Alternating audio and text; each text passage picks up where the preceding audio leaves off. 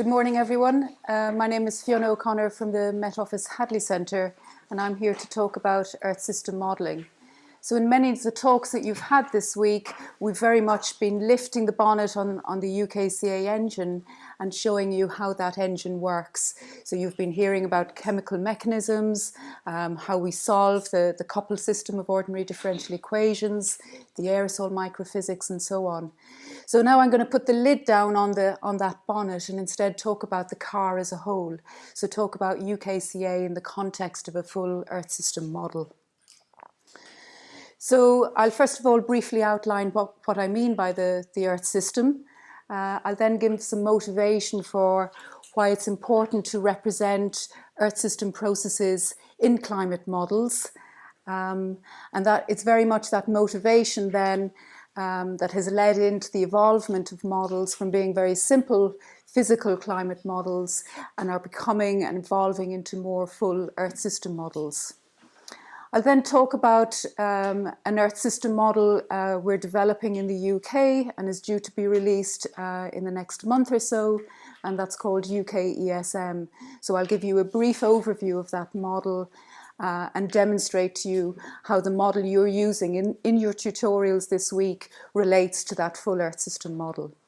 And then I'll finish off with some recent science highlights to kind of just give you a flavour of some of the diverse science that people are doing with the UKCA model. So what do we mean by the Earth system? We're looking at this figure. You can see it includes components such as the land and the ocean. It also encompasses land and sea ice, and indeed the clouds there indicate that it also includes the atmospheric component. When we talk about the Earth system, it also includes all the biogeochemical cycles of different elements like nitrogen, carbon, oxygen, and so on.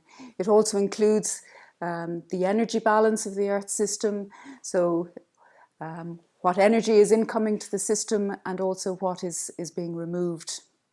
And also, of course, it includes the hydrological cycle, which is a key component of supporting life forms on the Earth.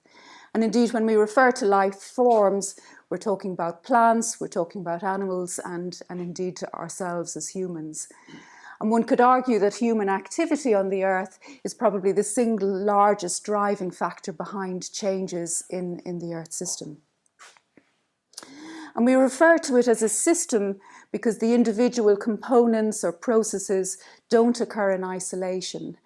So for example, if we're interested in atmospheric composition, our ability to model composition depends on the underpinning physics and dynamics of the atmosphere. So we're very much interdependent, and the atmosphere, of course, in turn can affect other aspects of the Earth system. So it's very much a coupled and interacting system where components are affected by other components and indeed have an impact on other components.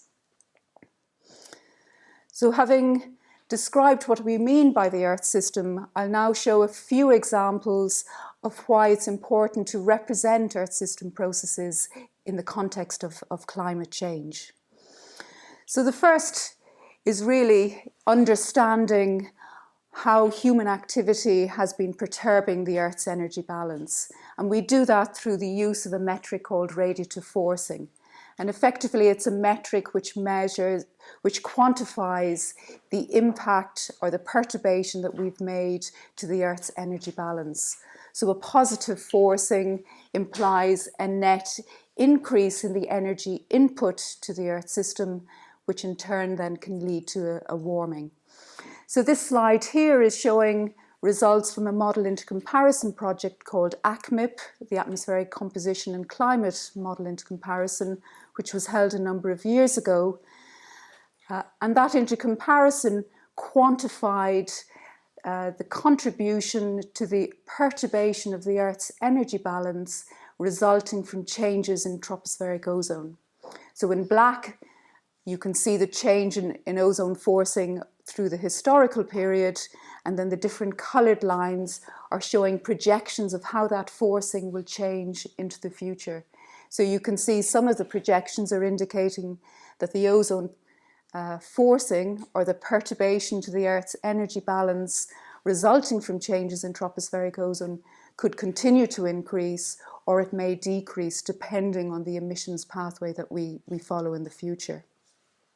So that's one example of where we're using, in this case, an atmospheric chemistry model to understand and to quantify the impact that changes in ozone precursors are having on the Earth's energy balance.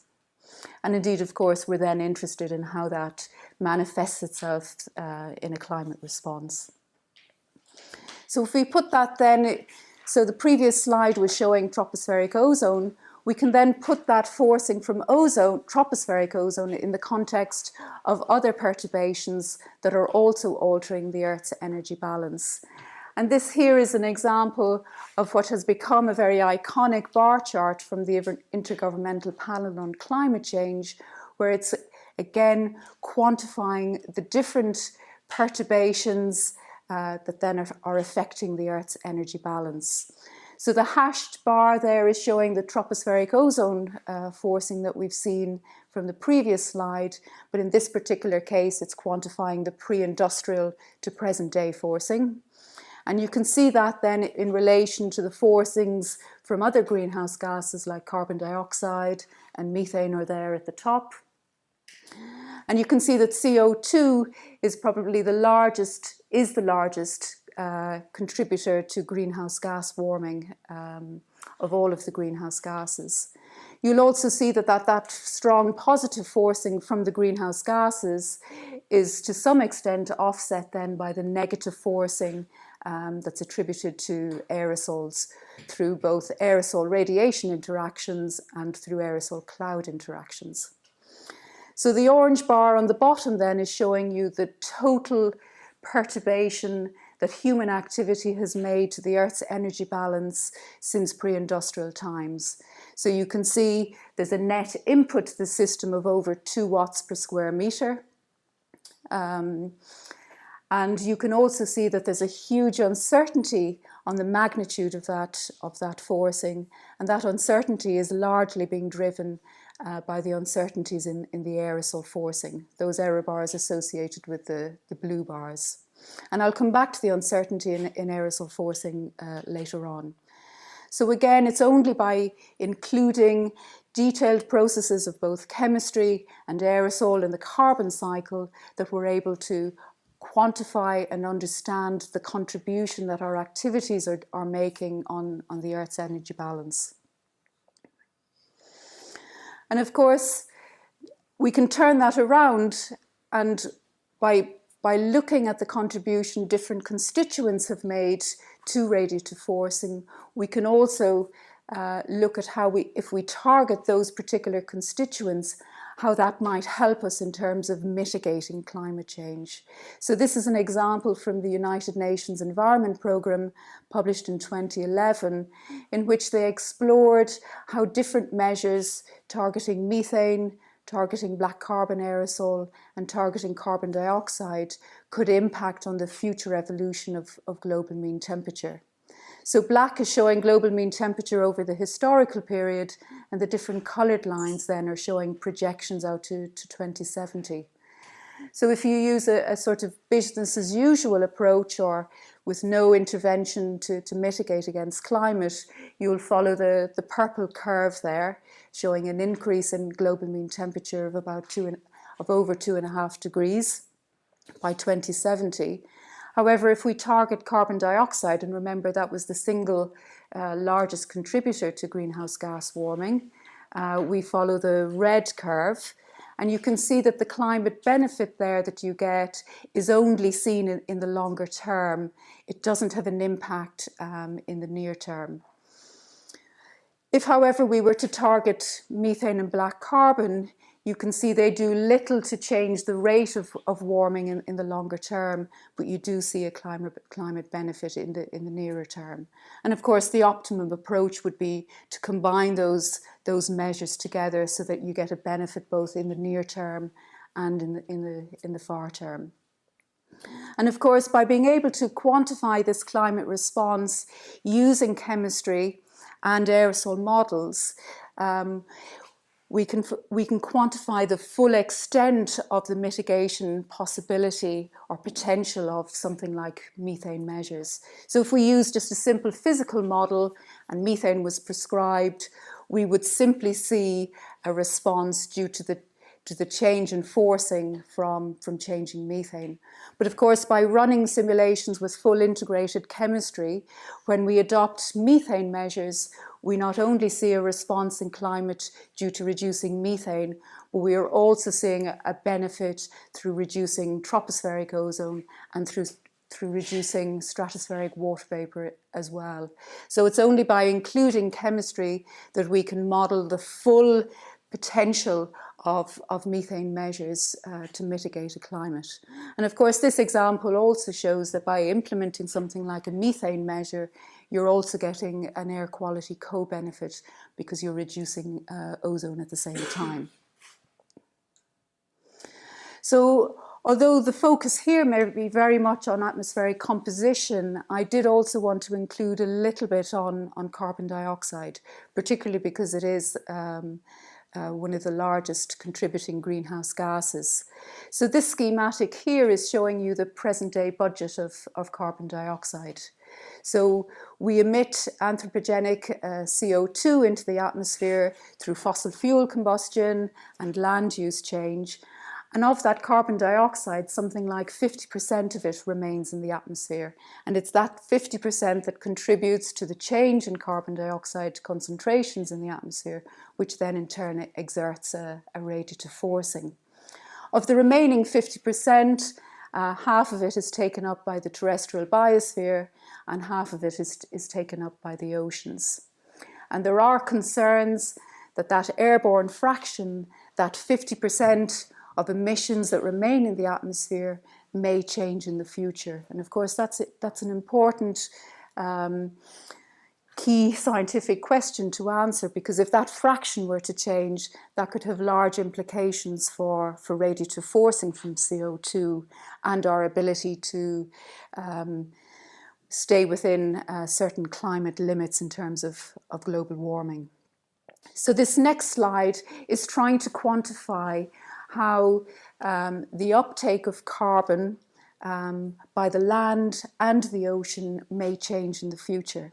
So if you look at that middle panel of that plot, that's showing how the uptake of carbon by land and by the ocean will change with increasing CO2. So as we increase CO2 in the atmosphere, the amount taken up by the biosphere and by the oceans will also increase. And that's quite a good thing. In the bottom part of that panel, we're showing respiration terms. So plants like us, they breathe, they take in oxygen, and they release CO2. And of course, that process of respiration will increase with temperature. So there you can see that, and that's also the case with the ocean. So the airborne fraction that we might get in the future will be a balance between those two terms, the amount of carbon being taken up through photosynthesis, but also the amount of carbon being released through respiration.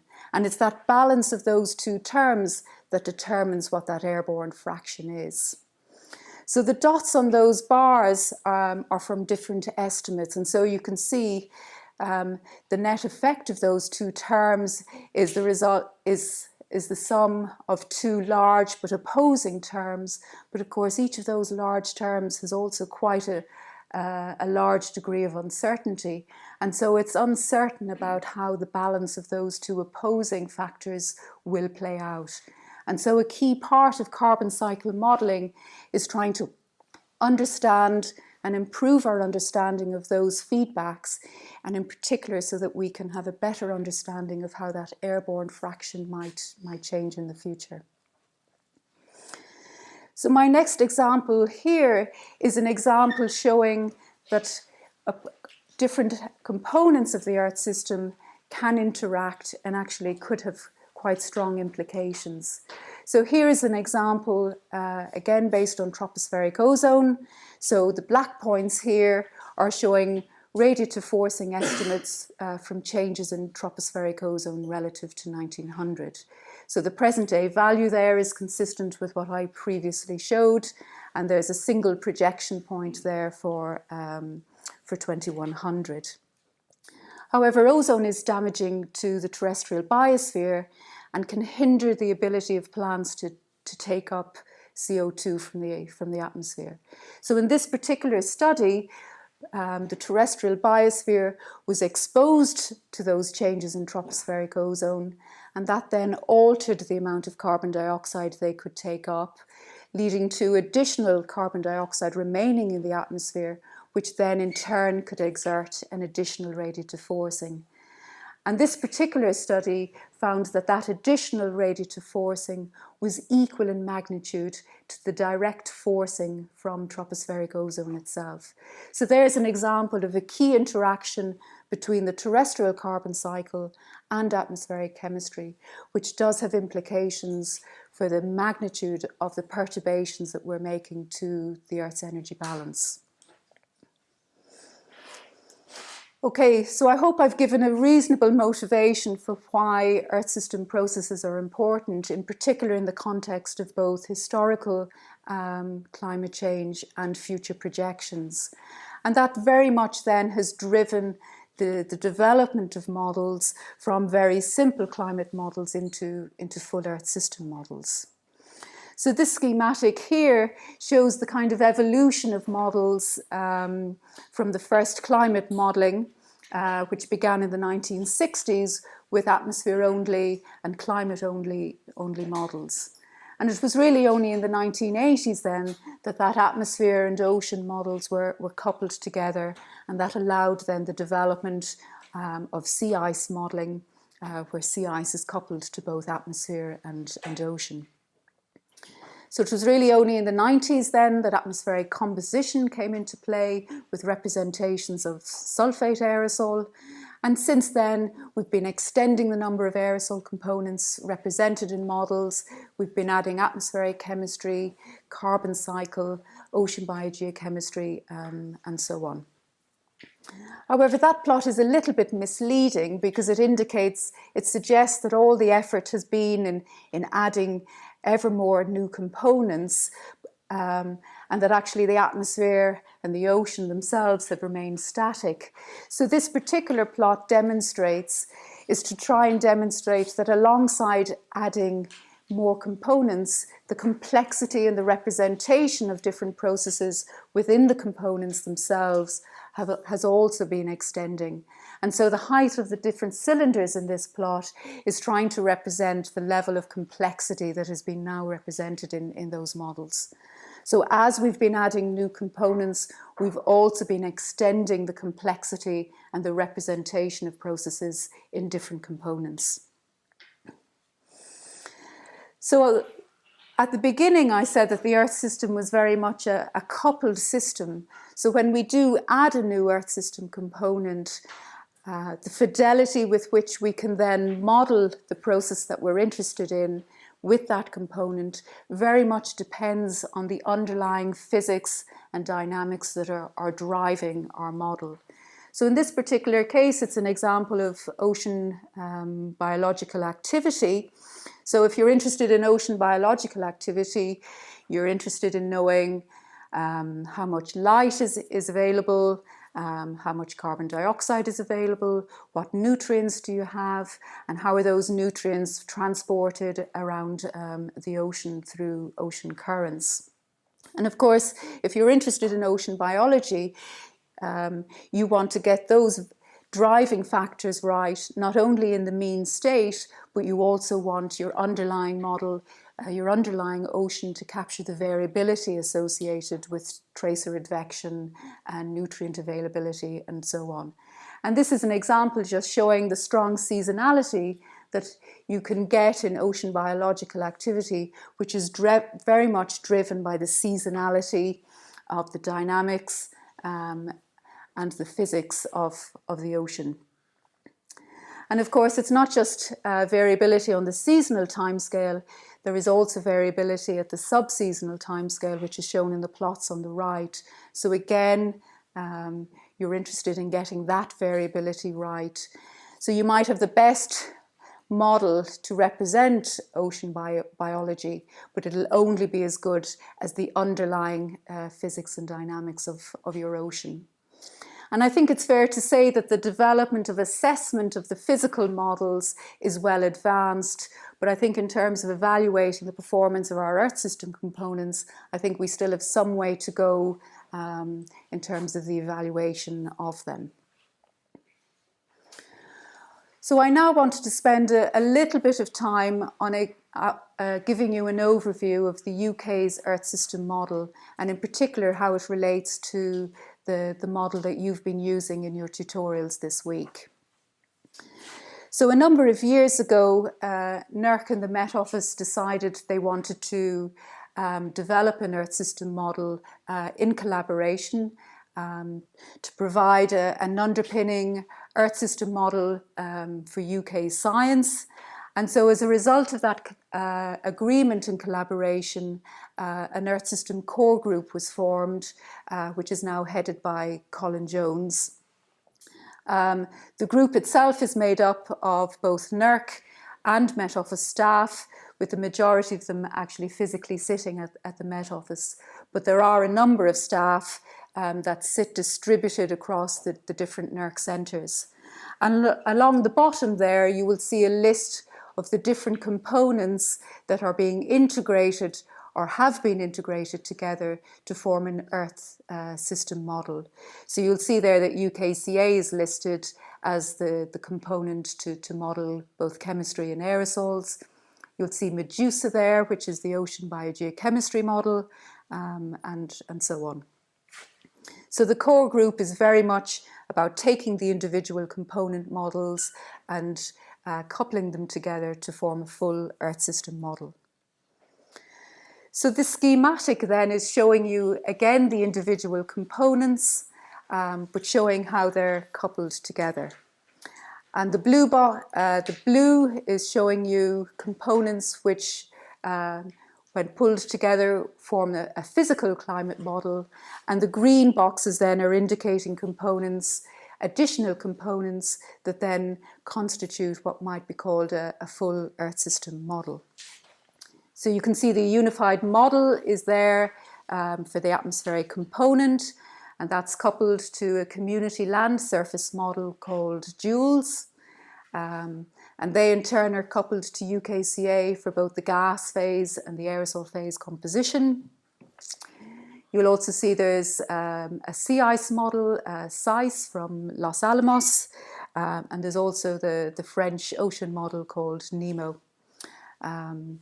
And this schematic also includes Medusa, which is the ocean biogeochemistry model, and bicycles, which is a land ice model. And the arrows there are indicating how the different components are coupled together, so you can see the exchange of trace gases, for example, between the ocean biogeochemistry and UKCA, but also you can see the coupling through radiation, for example, between UKCA and the atmosphere. So if I was to draw a red box, and if you were to consider just the blue parts that are within that red box, that is what we would call a global physical atmospheric climate model. And the latest configuration of that is called the Global Atmosphere 7.1. And if you're interested in the details of that model, there's a paper in discussions at the moment in Geoscientific Model Development by Walters et al. So of course, you're running interactive chemistry for your tutorials this week. So if we add in the interactive chemistry, then we refer to that model as GA 7.1 with stratosphere, troposphere chemistry. So that's very much the basis of the model that you're using in your tutorials. And you can see how that relates to what we refer to as the atmosphere physical model. So there are papers due to follow this year, giving full descriptions and evaluations of both the aerosol component of that model and the chemistry component. So if we were to take again just the physical components, but in this case include both the ocean and the sea ice model, we then have what's called a global coupled configuration. And the latest coupled configuration is called GC 3.1. So that's very much the coupled physical climate model that is underpinning UK ESM. And there's a paper which was published late last year by Williams et al. Describing that coupled configuration in James. So I hope those slides give you an indication of how the model you're using this week relates to both the physical models, but also to the full Earth system model. So I wanted to spend a little bit of time then showing some quantification of forcings that we've done with a prototype of the Earth system model. And this was very much motivated by some historical simulations that were done with the predecessor to GC 3.1, namely GC 2. And it had a completely different aerosol scheme, but it was found that it couldn't replicate any change in global mean temperature over the historical period, and the aerosol forcing in that model GC2 was extremely strongly negative, which completely offset any warming from greenhouse gases. And so because there were concerns raised by GC2, a significant effort has gone in to evaluate forcings within the Earth system model before the model itself was frozen. So this first slide looking at forcings is from Jane Mulcahy, who's part of the core group. And in this particular case, she's evaluated the pre-industrial to present day aerosol forcing from both GA 7.1, so the physical climate model, which includes aerosol, and the full Earth system model, UK ESM. And you can see in this particular case, the aerosol forcing is consistent between the physical climate model and the Earth system model, as you might expect, particularly given that the aerosol scheme is identical between them. So we also evaluated what we're calling the total composition radiative forcing. So this is evaluating the perturbation to the Earth's energy balance between the pre-industrial and the present day. And in this particular case, we're perturbing greenhouse gases like methane, nitrous oxide, and CFCs. We're perturbing aerosol and aerosol precursors. And we're also we're perturbing also the other tropospheric ozone precursor emissions like nitrogen oxides, volatile organic compounds, and so on. And the top then is showing an evaluation of the forcing when we use CMIP5 emissions, and on the bottom we're showing CMIP6 emissions. And you can see that the total composition forcing over the pre-industrial period is of the order of -2 to -4 watts per square metre, depending on your choice of emissions. We've also evaluated the land use forcing. And when we pull all of those together and include carbon dioxide forcing, we're now comparing between the physical model and the Earth system model, you can see that there's a difference of about 1 watt per square metre in the total anthropogenic forcing between the physical model and the Earth system model. So the Earth system model is giving a forcing of plus 1.7 watts per square metre, which is comparable to that in the IPCC fifth assessment report, and is reasonably consistent with the Hadley Centre Earth System Model HADGEM2, which had a forcing of about 1.3 watts per square metre. And of course, because of those concerns with being able to replicate the historical temperature record, there are some test historical simulations ongoing, and at the moment they don't appear to be showing any problems. So this next slide is showing you the kind of timeline and the resolutions that will become available with that Earth system model. So the standard Earth system model will be at N96 resolution in the atmosphere and 1 degree resolution in the ocean. And that is due to be frozen at the end of this month and will be made available to the community. There are also plans to do some higher resolution simulations with that model where the atmosphere resolution is increased to N216 and the ocean increased to a quarter of a degree. And some limited number of simulations will be done with that high resolution model because that will be quite computationally heavy. And then to address that computational cost, there are also developments to produce what is called a hybrid model, where the physics and dynamics of both the atmosphere and the ocean are run at high resolution, but that the ocean biogeochemistry and the atmospheric chemistry are run at low resolution. So the development of that is still ongoing. It's been held back a little bit by getting the standard model ready. But again, the aim is to repeat some of the CMIP6 simulations with that hybrid model. Okay, so in the next few slides then, I wanted to give you a kind of flavour of some of the very recent science that has been done with UKCA. So the first example is looking at aerosol forcing, and in particular looking at aerosol indirect effects. You will remember from the iconic bar chart from the IPCC that the uncertainty in aerosol forcing was a huge contributor to the overall uncertainty of the total anthropogenic forcing. So this is a study which has used a volcanic eruption from Iceland to look at the impact of aerosols on clouds. So in particular, it's looking at aerosol cloud interactions. So the plots on the left are showing observations. Those on the right are showing UKCA. So it's using the GLOMAP mode aerosol scheme within GA7. I think it was GA7 they used, but the results were comparable at GA 7.1. And the top row is showing anomalies in effective radius. So it's showing the difference in the size of cloud droplets in the presence of aerosol in comparison to in the absence of aerosol. So it's looking at the anomaly in effective radius as a result of the presence of volcanic aerosol.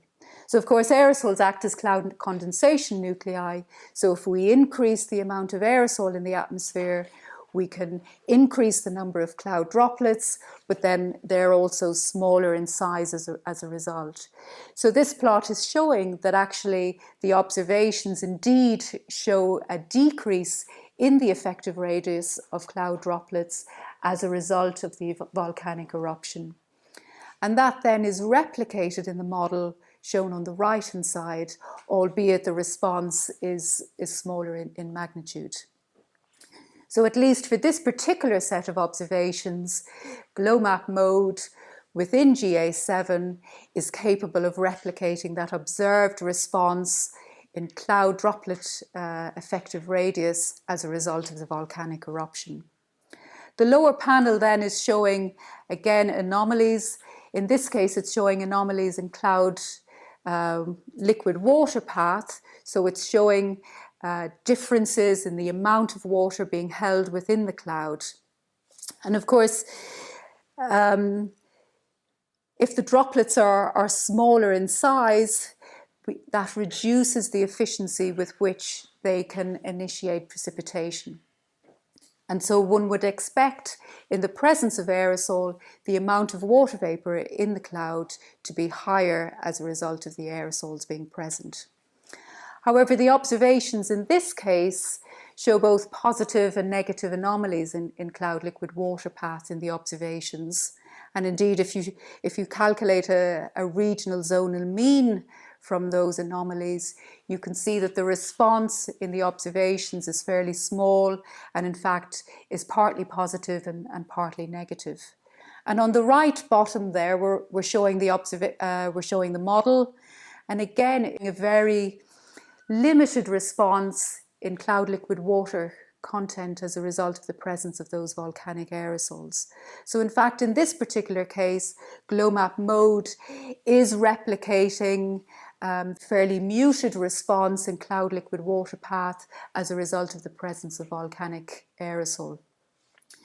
There were other models involved in this study, and in fact, some other models showed very strong responses in cloud liquid water path, which would suggest, at least for these observations, that their representation of aerosol cloud interactions is probably too strong, and that might suggest that their aerosol forcing due to aerosol cloud interactions itself would also be too strong.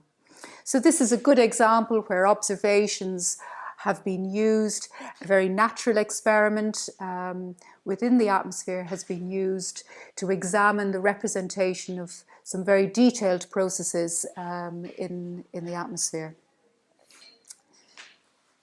So this next example then is some work I was involved in, and in particular it was trying to tease out what drove or what was responsible for the difference in observed concentration of methane between the last glacial maximum 21,000 years ago and the pre-industrial. So you can see that change in concentration, which we know from ice core observations, and that's represented by the bar there on the far right of the plot. So that's showing a change in concentration. And we've effectively used the most comprehensive representation of different methane emission sources and predicted how the strength of those emission sources would have changed between the pre-industrial period and the last glacial maximum, and what contribution each of those emission sources have made to the change in ozone in methane concentration. And all of those emission sources and their contribution to that observed concentration change is shown by the bars on the left part of that plot. So you can see that indeed the predicted changes in the strength and magnitude of emission sources is consistent with the concentration change. The middle part of that plot is then looking to see how different contributing factors are altering the methane lifetime, because of course the concentration change that we've seen in the observations could be driven by emission changes, but it could equally be driven by changes in methane lifetime and the rate at which we remove methane from the atmosphere. So there are different processes represented there, which are largely driven by by differences in climate and carbon dioxide between the pre-industrial and the last glacial maximum. So you can see, for example, that lightning NOx, so the lightning activity is predicted to change, to be different between the pre-industrial and the LGM, and so that is contributing to a change in methane lifetime. And there are other factors like the change in climate, changing BVOC emissions. However, all of those terms together, although they are large, there are also compensating terms. So in fact, a lot of the factors which potentially might have driven changes in methane lifetime actually fairly cancel out. And so this particular study concluded that the observed concentration change in methane between the LGM and the pre-industrial was very much driven by the emission changes.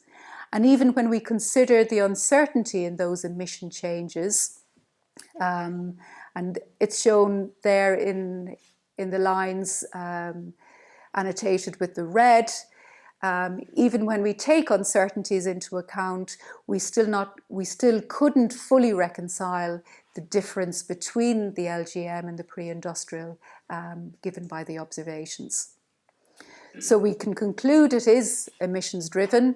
However, we cannot replicate the full magnitude of the concentration change, despite the fact that we've used the best representation of emission sources. So it might suggest that our current understanding of those emission sources and their sensitivity to changes in climate and carbon dioxide may not be quite right, and that does warrant further investigation.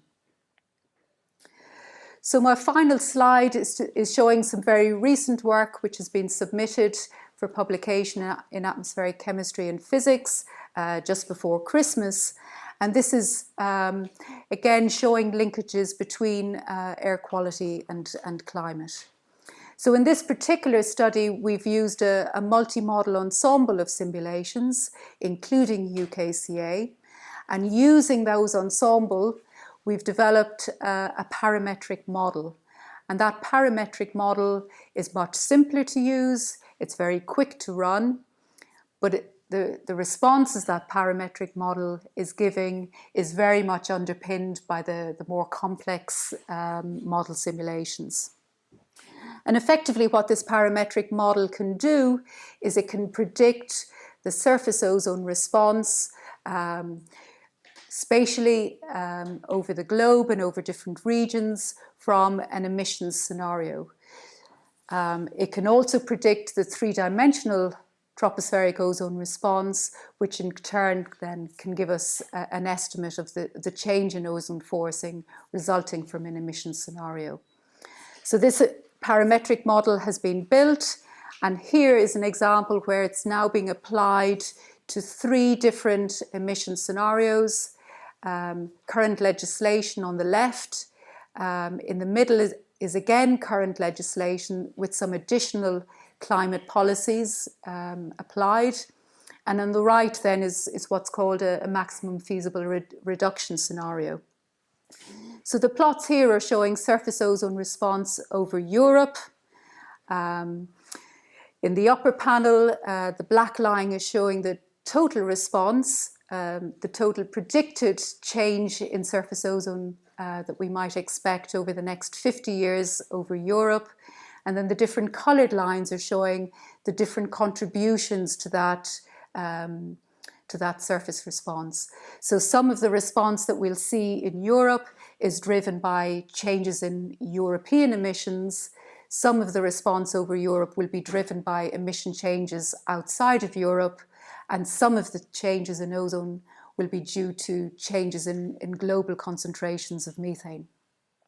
So if we're looking at the current legislation, you can see as we move out to the 2050s, the contribution that methane will make to surface ozone in Europe is starting to increase. So although local European emissions are reducing and driving a reduction in surface ozone, that is somewhat compensated by the increases in global methane.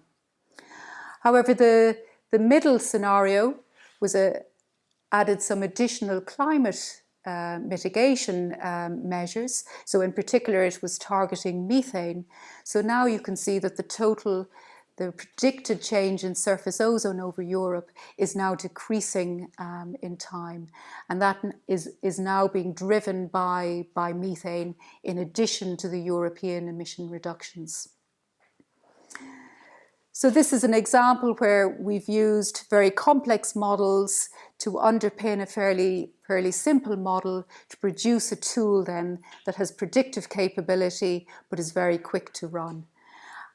So this clearly demonstrates in this particular case that here we've seen an example where a climate mitigation policy has also provided an air quality co-benefit.